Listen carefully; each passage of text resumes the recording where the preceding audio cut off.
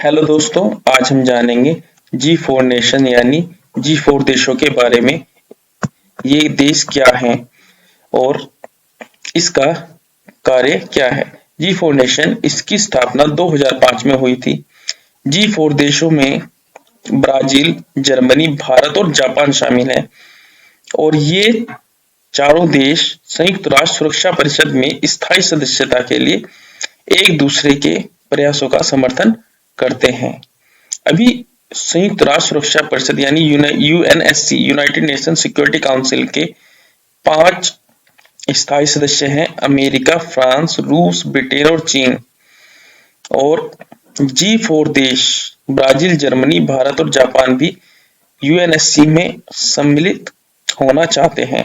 ये United nation security council की संरचना में सुधार की मांग कर रहे हैं और ये अफ्रीकी देशों को भी चाहते हैं कि ये स्थायी और गैर स्थायी सदस्य बने यूएनएससी में।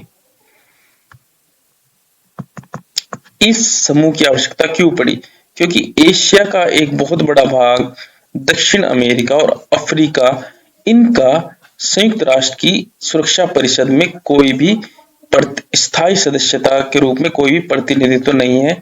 सुरक्षा परिषद वर्तमान में विश्व के शक्ति संतुलन का प्रतिनिधित्व नहीं करती, क्योंकि ये चारों देश बड़े ताकतवर देश हैं और इनके बिना जो यूएन सिक्योरिटी काउंसिल है वो पूरी तरह से विश्व के शक्ति संतुलन को प्रदर्शित नहीं करती। आइए जानते हैं इससे रिलेटेड एक और कॉफी क्लब के बारे में। कॉफी क्लब, ये शॉर्ट है यूनाइटेड फॉर कॉन्सेंसस, यूएफसी। इसको ही कॉफी क्लब कहते हैं। ये एक आंदोलन है जो 1990 के दशक में संयुक्त राष्ट्र सुरक्षा परिषद में स्थायी सीटों के संभावित विस्तार के विरोध में विकसित हुआ था। यानी जो कॉफी क्लब है ये नहीं चाहता कि यूएन सिक्योरिटी काउंसिल में विस्तार हो। इस कॉफी क्लब के सदस्यों में जो महत्वपूर्ण देश हैं वह इटली, पाकिस्तान, मैक्सिको, मिस्र, स्पेन, अर्जेंटीना और दक्षिण कोरिया।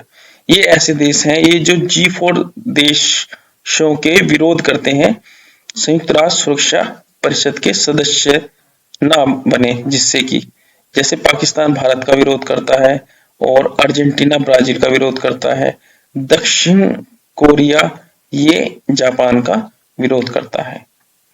तो thank you friends, I hope ये जानकारी आपको अच्छी लगी होगी। Thank you.